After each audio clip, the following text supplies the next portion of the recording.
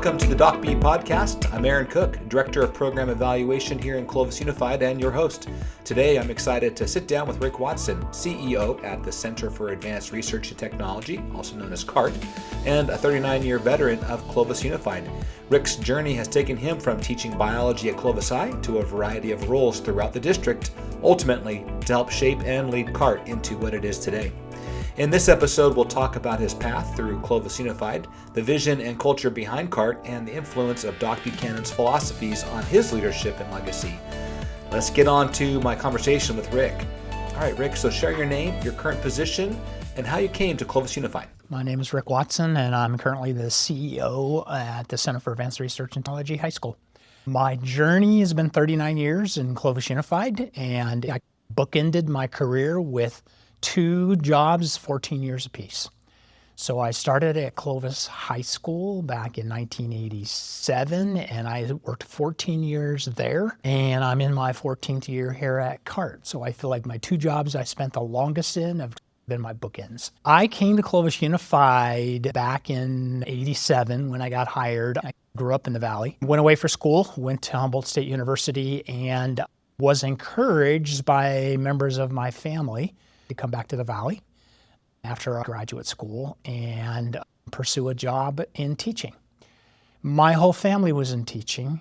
I never would have gone into teaching. I watched what happened to my family in teaching, and I said, I'm not doing it. But in graduate school, I got a chance to practice some teaching. I got some jobs as a graduate assistant, teaching some classes for a professor, and I kind of started liking it and thought, okay, I'll try.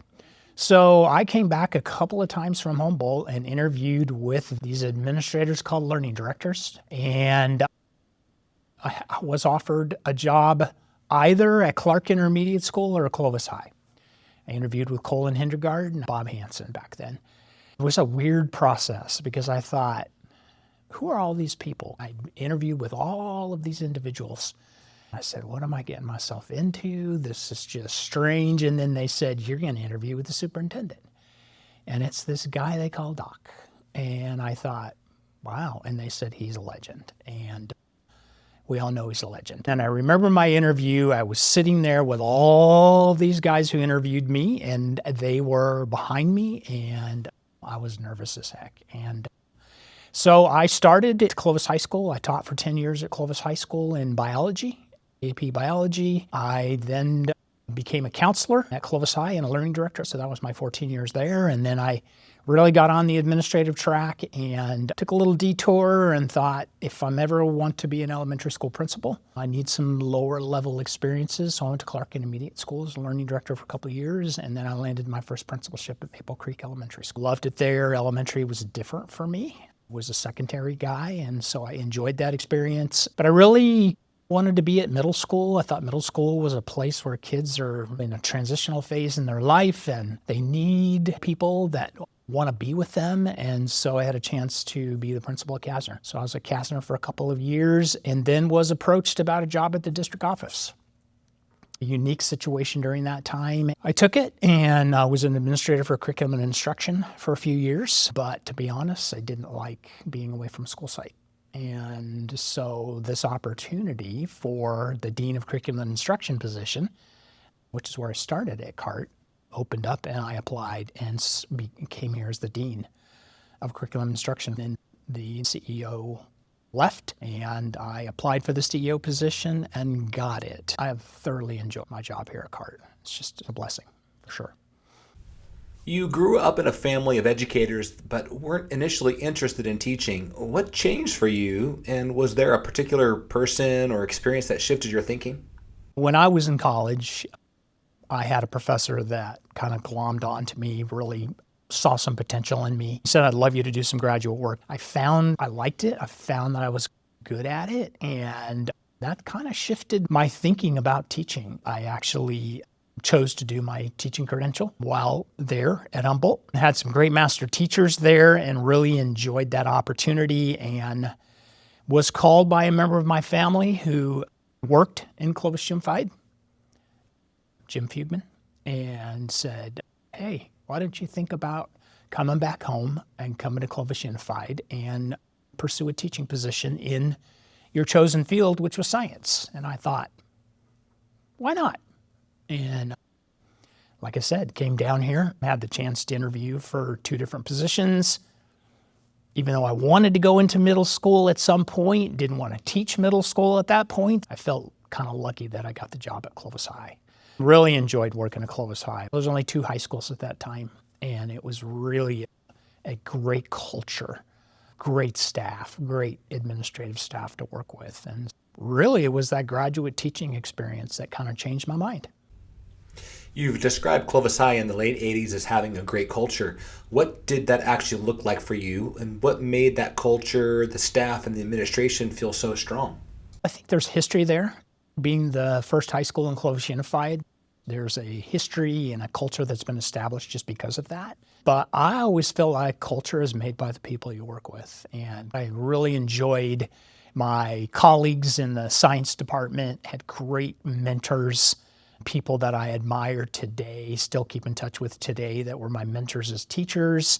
I felt the idea of once a cougar, always a cougar really resonated with me. And I think it resonated with the community of staff. I think it resonated with kids. I just felt such a connection to that school. And I think it just is what had been established previous, and that legacy is still there today. Once a cougar, always a cougar. And I love that. I had that aspect of it, but I just truly enjoyed the people I worked with. It was fantastic. You've just described what that culture of Clovis High felt like for you. So which of Doc's philosophies does that experience connect to most in your mind? I think it would be about leading through relationships. I felt seen, I felt heard, I felt supported by the administration. I felt the administration was connected to the culture as we were. I think they were deeply steeped in the culture of Clovis Unified. Those people that were there, I feel like are legends in Clovis Unified today. We look back on them, we talk about them still today. The Renee Rodberries, the Jack Bohans, those people are just people we still talk about today. And I feel lucky that I had a chance to work with them and beside them during that time. And so I felt like the relationship building is something that I took with me into my leadership. And I feel like that's an area that I excel in my leadership. Let's go back to the beginning of CART. How did you first get involved with CART, and what excited you about that opportunity? It's an ironic story that actually in the very beginning, I was involved with the formation of CART. At Clovis High, I was teaching in the science department, and 3 of us, Lori Hayes, who was teaching anatomy and physiology at the time, I was teaching biology at the time, and an English teacher by the name of Andrea Hendricks, were asked if we would be interested in building, putting together, researching an opportunity for one of the labs here at CART, and that was the biomedicine lab. And I jumped. Lori and I were partners. We had taught together for years. We felt like it was something we could do. We felt like it was innovative. It was different. It was cutting edge. Let's help build this. And so we traveled. They sent us to different places to learn about project-based learning, about integrated instruction. We had a planning team that we met with periodically. But a few years into that, I was asked to pursue an administrative opportunity as a counselor. Cheryl Rogers, Carlo Prandini, 2 people I look up to highly, said, "You have potential. We'd love to see you get into administration. We have an opening in counseling. What would you think about going there, staying connected to CART as one of the liaison counselors?" So I feel full circle that I was here in the beginning. I remember coming over to this building, which at the time was empty, but there was a 2-story building just to the north of us that was the offices of Grundfos Pumps, which is what CART became. We met with the original CEO, Pat Wright. We did some planning. It was a neat experience to get involved with people from all over that were involved in the very beginning of it. So got involved then, and then just went on a little different track for a while. For someone who's never heard of it, what is CART at its core? How did it get started? Who helped create it? And what has it grown into today? The 3rd superintendent of Clovis Unified was Walt Buster. And Walt came down from the Bay Area to assumed the superintendency in Clovis Unified. Walt had worked at a school in the Bay Area called Sir Francis Drake High School, which was very cutting edge. Project-based learning, real-world experiences, doing some great things with technology. And when he came here, he was very interested in continuing that legacy of Sir Francis Drake High School. Started as a tech center idea in Walt's mind as a place that high school students in Clovis Unified could go, learn about technology, use technology in education. He had a lot of work to do to get to that point. But I think what sort of changed the trajectory a little bit was the business and industry partners that got involved. Really prominent business folks and people who were connected to Clovis Unified got involved and said, let's expand this idea a little further into a career and tech ed center. So let's not just look at technology, let's look at technology in use in education, but more importantly, how is it used in our industry? And that's how it kicked off. It wasn't really meant to be a school by itself. It was really built as a professional development center. CART was really meant to be a center where teachers from both of the partner school districts would come, observe and learn about cutting-edge practices in teaching around integrated instruction and project-based learning, real-world connection, and that really was what it was meant to be. But it also provided an important opportunity for kids. And I think what you find in high schools nowadays and back then is there's a population of students who aren't reaching their potential. And for whatever reason, it can be that the comprehensive environment doesn't work for them. There's issues going on for them at the comprehensive environment, lots of reasons. And CART really the staff felt like that was a population that would excel. The sort of the B, C, falling through the cracks kind of kids who really are looking for a different learning environment. CART thrived and really went after those kids. But CART has something for everybody. And so I think today I would classify CART as a true example of a college career readiness program center. But it really started as a technology vision in a superintendent's mind. It was an adventure that was costly. And so I think that's why Fresno Unified came on board and got involved, which was great because it offered opportunities to kids at 16 different high schools. I think that was a really important partnership that Walt did a good job of getting together with another district and seeing if they could make this work. And there were lots of bumps and bruises. There were 6, 7 times CART could have easily closed, but people persisted, hung on, and I'm glad they did. So you've mentioned that CART brings together students and staff from both Clovis and Fresno Unified. For listeners who may not know, how is CART split between the two districts, and how does that blend shape the culture on campus? I think one thing that's interesting is it's a leap. When you think about that you've got two districts that are steeped heavily in culture and history and the way they do business, and both of them took a leap at a program that had to be different and had to combine staff and students and resources from two different school districts, which operate very differently. Bumps and bruises come from different operating philosophies, and so that makes it difficult. But I think what really is important about this is, one, by design, the staff is 50-50. So 34 teachers, 17 of them are from Fresno Unified and 17 of them are from Clovis Unified. And I think that design is critical in that what it brings to the students. The staff doesn't necessarily have to be 50-50, but that teaching percentage, and it's meant to be 50-50 in terms of the student population. And just give you an example, we have 1,600 spots. You would hope that 800 of them are filled by Clovis Unified students and 800 by Fresno students. Kids make sacrifices to come here.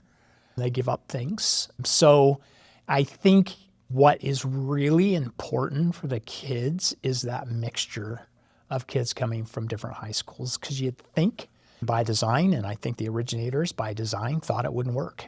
They thought there was going to be fights. They thought there's no way these kids are going to get along, and it couldn't be farther from the truth. I think what happens is you have kids that come over who have an inherent interest in a career area, a career pathway. They want to explore it, and kids are kids. And when you get them together and they have a common interest, You can easily overcome those issues when you have common interest. And I think it's important for kids who come from different backgrounds, different experiences, to come together and learn from each other from those experiences and background. And I think that's what is so rich about the student population here at CART. The teaching population, while they still work for their respective district, are CART. And as CART teachers, they come together with the idea that they're going to create the best experience possible in those classrooms for the kids. And I think synergy comes from teams of 3 teachers in every classroom. One of them is a career and tech ed teacher, and one of them is an English teacher, and one of them is a teacher of another academic subject that aligns with that area. And I think what happens is you come here and you have such a different teaching and learning environment, a different adult culture, a different student culture. And I think we work very hard to create that, because why would you come here if it looks and feels just like your home school? And so we work hard to make sure there is a marked difference in what happens with the students when they come here. You've described the culture at Clovis High in the late 80s and mentioned both leading through relationships and writing for the brand. What parallels do you see between that culture and what you're building at CART today?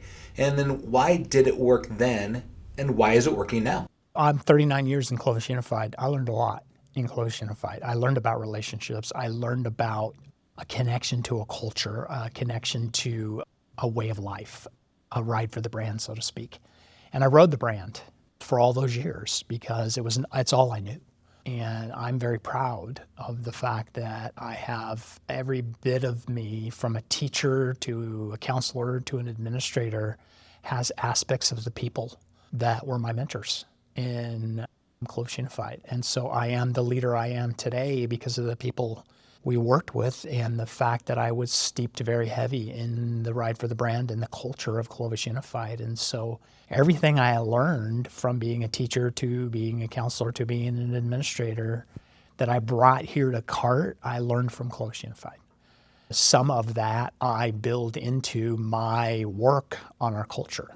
And that is, people come from all different backgrounds and areas with different experiences and expectations. It's nice that we're a small enough staff, because being an administrator at an elementary school, you have more of a family-ish experience because you're a small staff. High schools are a little bit more segmented departmentally. And so I felt what I learned from that familial kind of a culture that you have at an elementary school, I brought here to help people understand that while you may have worked in a Fresno Unified school, you may have worked in Clovis Unified, some have only worked here at CART.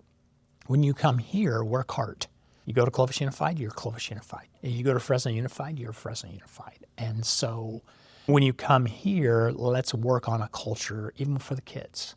When they come here, even though we celebrate the fact that they're a Rough Rider at Roosevelt or a Cougar at Clovis High, we celebrate that. It's a great aspect of what happens here at CART. Kids still stay connected to their home school and all the traditions that they learn from their home school. It's a great opportunity. But when you're at CART, you're CART. And you're a psychology student at CART. You're an engineering student at CART. And we work on that as teachers, even though you might work in Fresno Unified and pay dues. And you might have a different benefit package. And you may get paid in a different salary structure. You're CART. And I feel like what I learned in my experiences, all the cultures at all the different schools all have their own unique experience and culture to them, even though we're all Clovis Unified. I learned that and I brought it here. And I'm really proud of the fact that I think kids feel that. I hope kids feel that. I hope our staff feels that. When they're here, they're CART. But at the same time, we love Fridays because kids are all wearing their different uniforms from all their different schools. And it's so neat to watch. It's so neat to see them knowing that they might be on the football field together tonight as rivals. When they're here, they're CART. To its core, what makes CART unique and special? Really is about the engagement and the fact that kids are hands-on, and it's a type of learning experience that keeps them involved. They don't have time for the other stuff, right? They're just working hard. They're on their projects. They're in their teams, and they're on a deadline. It has the real world feel to it, too. It's like you're being treated like you're in a workplace as well. And In the workplace, yeah, there might be drama, but we don't bring it to work. There might be drama at your home school, but we don't bring it to CART. They're still teenagers. We don't forget that. Yeah. All right, let's get back to Doc. You were hired by Dr. Buchanan, who you've described as a legend in Clovis Unified. What stands out to you about that hiring process and your first interview with him? What I remember about the hiring process was my awe in the number of people that I met in the process. And I think the message that we still give our new employees is this is your support network. If I had 3 interviews at the district office level, I interviewed with the principal and the deputy principal and the learning directors. I felt like every single one of them had my back. And I felt as a brand new baby teacher, I could call on any one of them at any time. And so I remember the support that I felt all the way to the point that when I interviewed with Doc, all 5 of those people were sitting right behind me. I was sitting across the desk from Doc, very intimidating. Doc had a bellowing kind of a voice and a strong presence, but I also felt safe in that presence. He made you feel like a member of the family, a member of the team. And while I couldn't tell you what those interview questions were, I believe they were somewhere around at least science background of some sort. I do remember all 5 individuals said, don't mess up the last question. And the last question was easy back then because there was only 2 attack units. There was the blue attack unit and there was the red attack unit. And the last question was, which unit will you be working for? And I blurted out blue because that's what Clovis High was. It was Clovis High and Clovis West and all the feeders in between. But I also felt that wasn't my last opportunity. Meet Doc, talk with Doc. I always felt like he made you feel like you could call his office if you needed to talk to the superintendent. I always felt that and astounded at who he knew. He knew everyone. Doc always referred to me by first name wherever and whenever he saw me. And I'm like, how does that man do that? It's just amazing to me that he knows everybody. And so I just felt from that day forward that the culture of Clovis Unified was for me.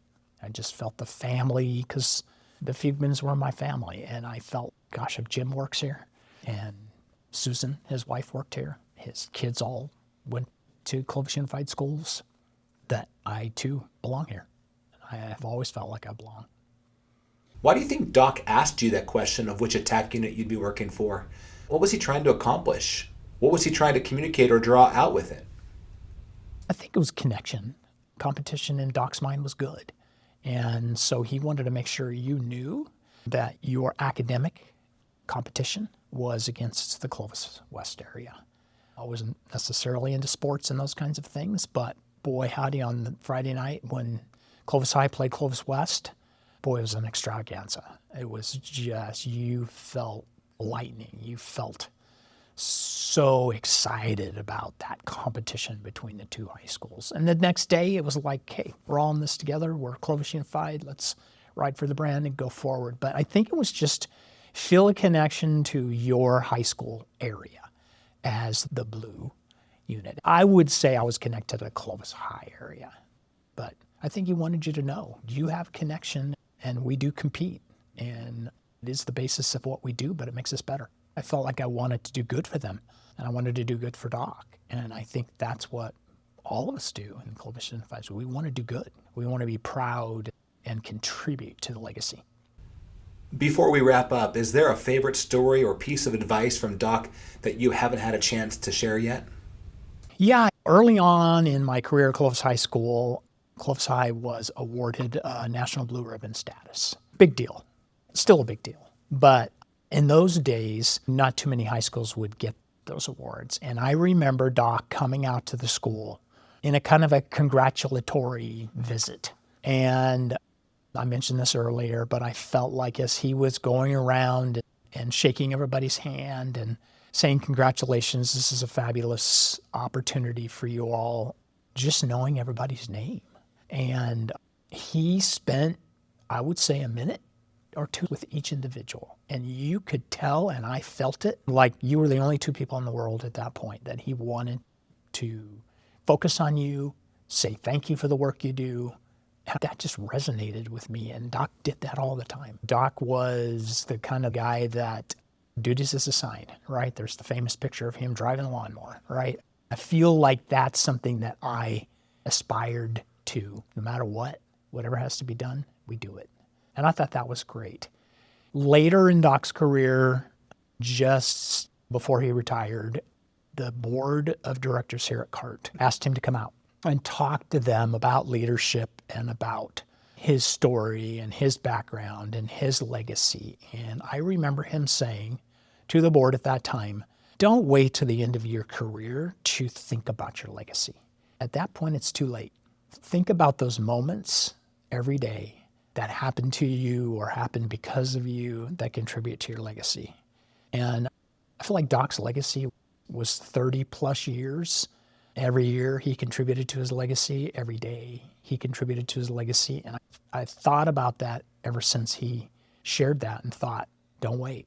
Hopefully your legacy has been established over your time in all the different places you've been and all the things you've done. That's great.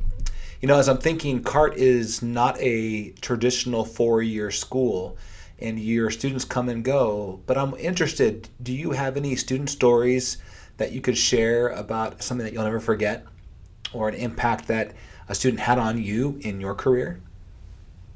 When I was principal at Maple Creek Elementary School, I met the Kong family, wonderful family. Patrick, older brother, younger brother, students at Maple Creek, and just a contributing family, very proud family. And I remember Patrick was a high burner kid. His brother was a special needs kid, so they had really different challenges with their kids. When I went from Maple Creek to Kasner, I went along with some of my students because Maple Creek fed into Kasner, and Patrick was one of them.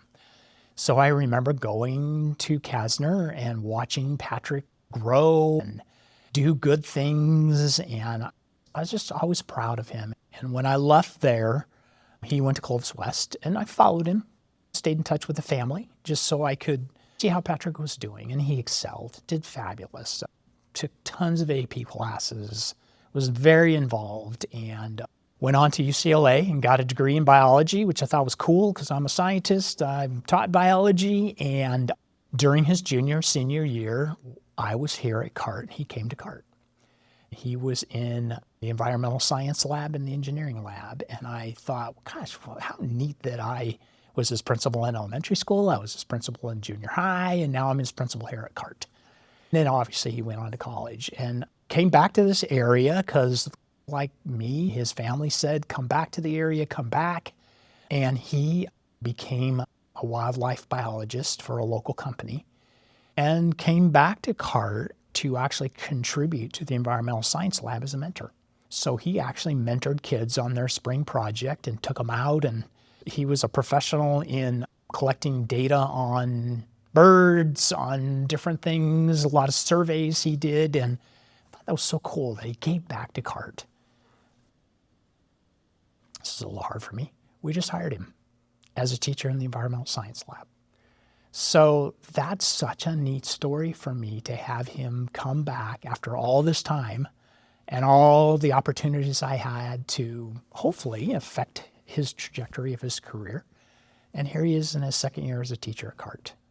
That's such a great story to me. And he wanted to give back in so many ways. And we have lots of those stories. I think so many of our kids want to come back, and we have 5 teachers here who are CART grads, which I think is cool. Such a neat kid. I love having him on staff. So after 39 years of working in Clovis, your retirement is just on the horizon. What are you looking forward to? What does the future hold for you? Yeah, I would say transition for me has always been tough. I don't like leaving places because I get very connected to the people. And so everywhere I've ever left has been very difficult. But leaving Clovis High after 14 years was really tough. And leaving here is going to be tough for me. But it's time. You get to that point where you know it's time to move on and allow someone else to have impact on CART. Professionally, I have a network of folks that I've met through CART, the Fresno Business Council and Stewardship Network and the San Joaquin Valley Manufacturing Alliance. As the CEO of CART, I've made connections with these industry folks. And I think I'm looking forward to having an impact on the community through some of these organizations. And asked me to do some work for them. So I'm kind of looking forward to that, but I also hope I have an opportunity to give back to CART some way, some fashion. For a student who's thinking about coming to CART, why should they take the leap? I think that they'll find an environment here that feels safe, that feels comfortable. Safe and comfortable learning is really important to all of us. I think they'll find an environment here that is not judgmental. I think kids feel like we treat them like adults here, and they have a lot more responsibility, which is good, and voice and choice over their learning. And I think that's exciting for kids. I think they'll find a different enough learning and teaching environment that it makes a difference to them. Very caring and loving teachers. I think you'll find the synergy that you find from having 3 teachers in a classroom who have different backgrounds, knowledge, experiences that they bring to that subject area or career. It's really exciting. I think kids enjoy that aspect. And you'll also find friendships you never would have made in your homeschool environment. I love when they say, I'm a Clovis High Cougar, but my best friend goes to Roosevelt. It's something they would never say if they didn't go to CART. So I think that's worth the leap. If Doc were to magically appear and walk these halls with you, what would he notice? What would he see and what would he say? I think he'd be really excited about the engagement of the students, seeing students work together in groups, work in teams, having great conversation with each other, roaming the halls and feeling like the whole building is their learning environment. I think he would be excited to see the number of adults besides the teachers and staff that are here in the building, bringing industry experience, career exploration opportunities to our kids. I think he would be excited to see that we have those connections and those relationships. I think he would be excited to see Clovis Unified work with another school district.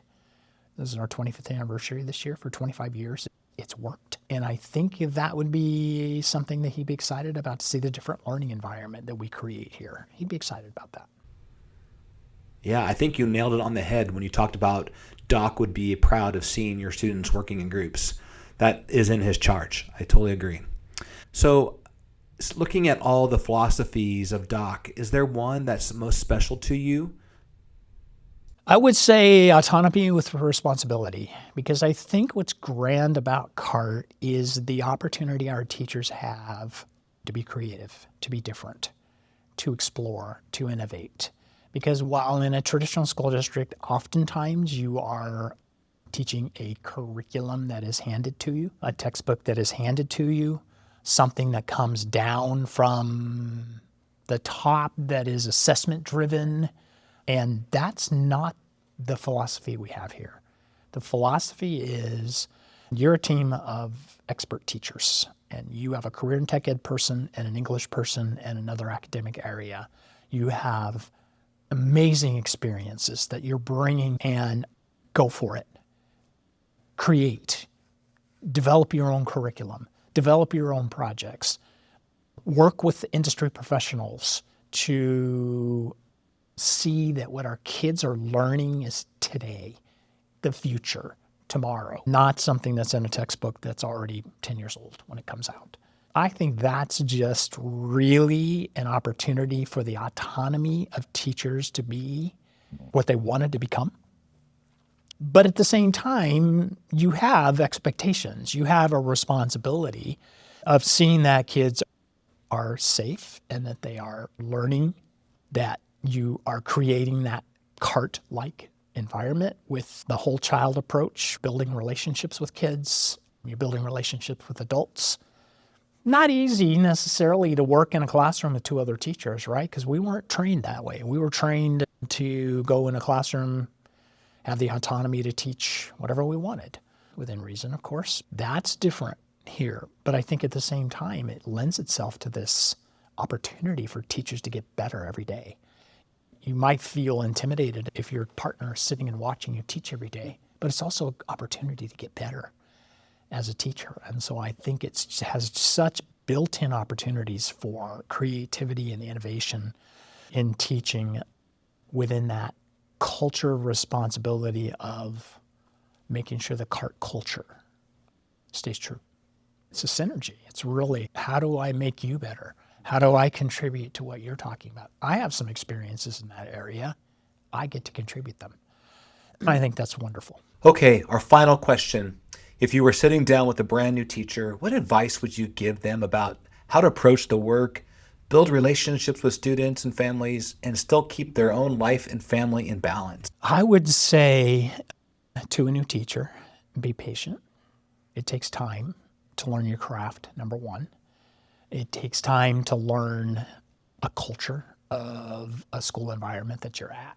It takes time to understand the expectations of you. I would also say be humble, be open to opportunity, be open to help. Rely on your colleagues, find a network, find a partner, find somebody that you can rely on for when you have those tough days or you have a tough student that you're dealing with, because people can bring different experiences and approaches to you. I'd say do that. I would say drilling down, call parents, call guardians. Teachers seem sometimes to be afraid to include that partnership, and parents just want the best for their kids. They want their kids to be successful, and sometimes you learn things that are going on by including them in the partnership. So I would say don't be afraid to call parents. I think going back to the humbleness and having humility in that you don't know everything. You need to learn from folks. But at the same time, I would say critical to my experience as a teacher and my experience as a leader was building relationships. You have no idea how far it goes if you know the names of the kids of your teachers and ask about what's going on and have teachers feel comfortable enough to come in and sit down and talk about things going on in their personal lives that may be getting in the way of them doing their best work. One of my strengths is being relational, getting to know people, getting to understand people, and encouraging people while teaching.